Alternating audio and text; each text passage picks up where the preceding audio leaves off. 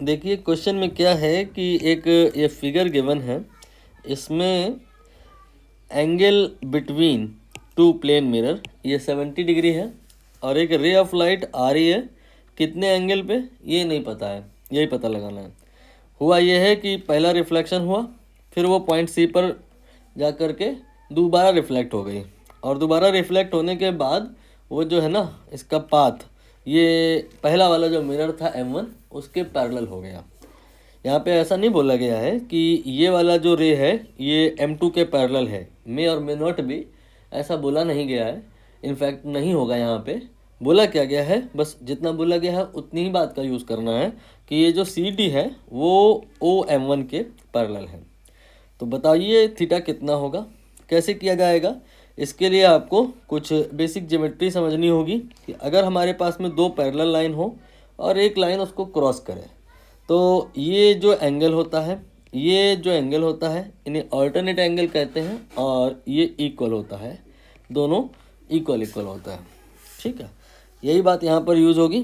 देखिए ये वाली जो लाइन है और ये वाली जो लाइन है ये पैरेलल है और ये वाली लाइन क्रॉस कर रही है इन दोनों को। आप चाहो तो इसे थोड़ा आगे पीछे एक्सटेंड कर लो ताकि आप यहाँ पर इस कहानी को इस कहानी से रिलेट कर पाओ। आई होप रिलेट हो गया होगा। तो फिर ये एंगल जो है ना वही यहाँ पे होगा, आप यहाँ पे 70 लिख सकते हो। ठीक, अब इसके बाद में हमें लॉ ऑफ रिफ्रैक्शन का यूज़ करना है। क्या होता है कि अगर एक रे आए तो टकरा करके वो उतनी ही एंगल पे निकल जाती जितने पर आई थी। यहाँ पर ये वाला एंगल और ये वाला एंगल इक्वल होगा। आप लोग इसे ऐसा पढ़ते हो, बात वही है। या पर जो लाइट आ रहा है नॉर्मल से जो एंगल बना रहा है जाते वक्त नॉर्मल से उतना ही एंगल बनाएगा। तो एंगल चाहे नॉर्मल से ले हम और चाहे मिरर से ले, दोनों बराबर होते हैं। मिरर वाले जो एंगल होते हैं उनको ग्लैंसिंग एंगल बोलते हैं, मतलब ग्लैंसिंग एंगल और नॉर्मल से एंगल दोनों इक्वल होते हैं।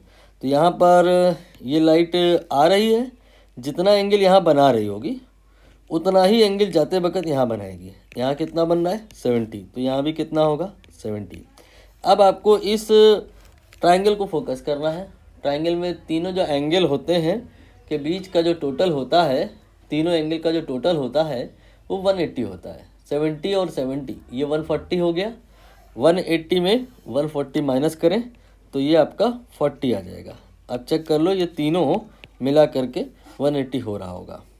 अब आप यही लॉजिक फिर से लगाएंगे, जितना एंगल यहाँ होगा उतना यहाँ होगा, मतलब ये वाला एंगल कितना होगा 40 होगा। जितने एंगल पर लाइट आ रही थी फ्रॉम द मिरर उतने ही एंगल पर जाएगी from the mirror. But here theta not from the mirror, it is from normal. So what we can कि ये जो टोटल होता है, बड़ा करके दिखा दूँ मैं, ये जो टोटल होता है 90 होता है, जिसमें ये 40 है तो रिमेनिंग 90 माइनस 40 ये 50 हो जाएगा। आंसर इस क्वेश्चन का यही आएगा 50 डिग्री, बी ऑप्शन।